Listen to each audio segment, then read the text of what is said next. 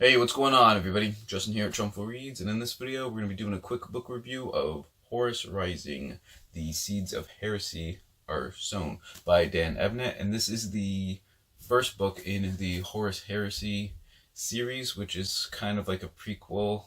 Yeah, I say prequel. It's a really, really long series, really long prequel to the Warhammer 40K universe and all of that lore and everything that's going on in Warhammer 40K. Obviously, with Warhammer 40K, it's 40,000 years, AD essentially. Horus Heresy takes place 10,000 years before that, in a kind of a giant momentous event in kind of Warhammer 40K lore, which is the Horus Heresy. So essentially, this is like Warhammer 30K, and the Horus Heresy is essentially a giant galactic civil war between different forces of the Imperium of Man, where some have stayed loyal to the Emperor of Mankind, and others have basically defected over to the traitor's War Master Horus. Now, in this book, Horus has not betrayed the Empire yet. He is the War Master, though. Just a few years before the book takes place, the Emperor of Mankind, who is essentially kind of like, he's still a man, and though there is kind of like this secret cult religion trying to like worship him as a god, he actually has officially like told people like don't be doing that and stuff. But he essentially is immortal and just way beyond all other like people basically. But anyways, for the past 200 years, the Imperium of Man has been kind of going across the galaxy, conquering hostile civilizations, things like that.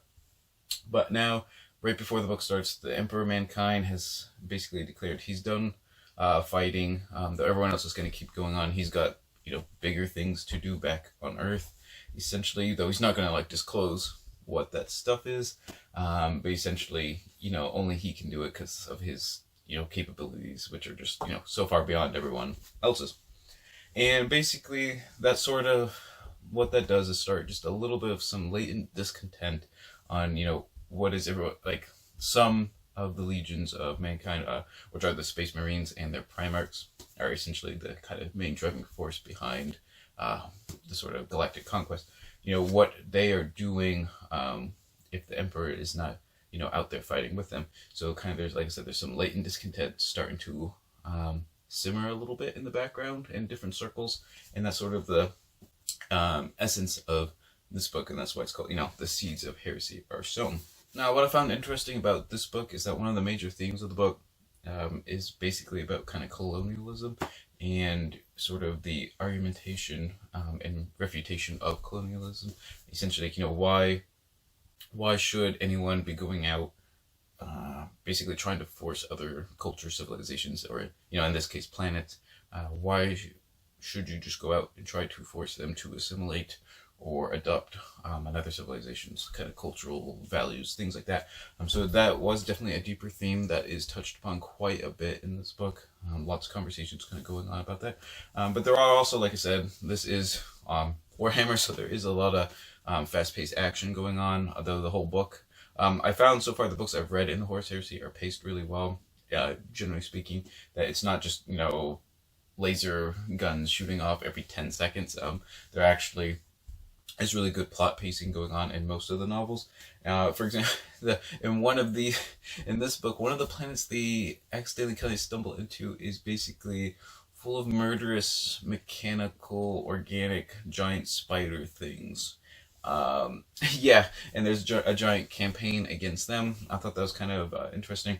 And then also, kind of going back to the colonialism type thing again, when you sort of encounter another civilization that is on par with your own, with already fairly similar values. For example, Pyramid Man basically runs into another civilization that was an offshoot of mankind's like earlier space explorations and stuff, and they've kind of just done their own thing for the past however many 10 or 15, 20,000 years in their own part of the galaxy.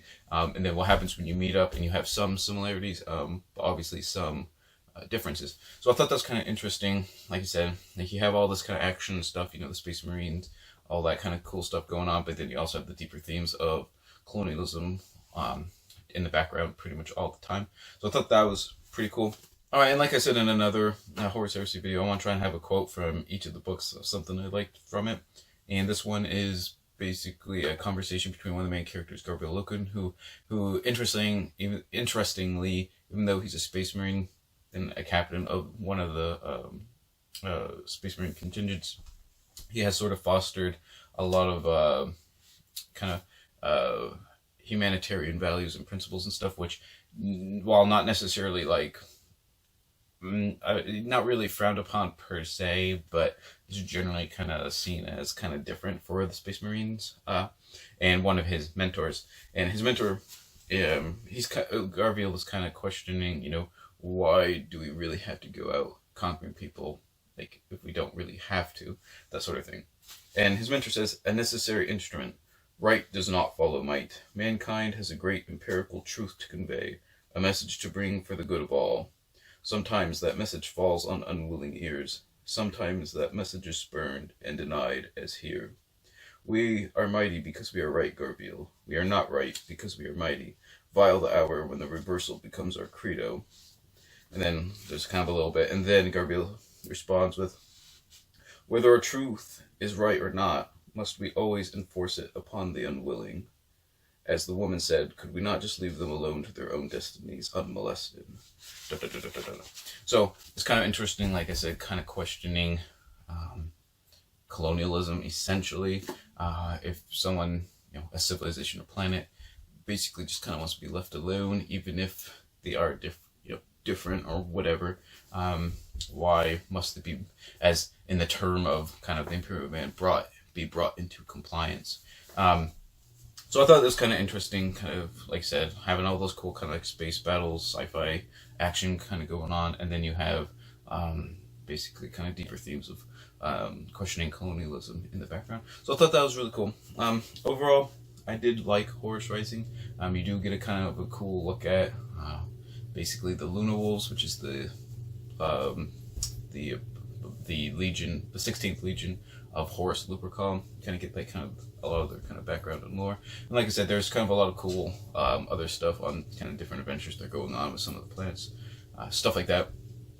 And then Garviel Loken's character development, I think, is really cool, really unique, especially for like Warhammer stuff. I really enjoy it. And overall, I'm going to give Horus Rising 4 out of 5 stars. And I encourage you guys to check it out if you guys like, definitely like sci-fi type stuff with a lot of like action and pace, or a lot of action kind of going on. But it does, like I said, it does have some deeper themes as well. So like I said, overall, 4 out of 5 stars to Horus Rising. And always remember, whatever you end up reading, read victoriously.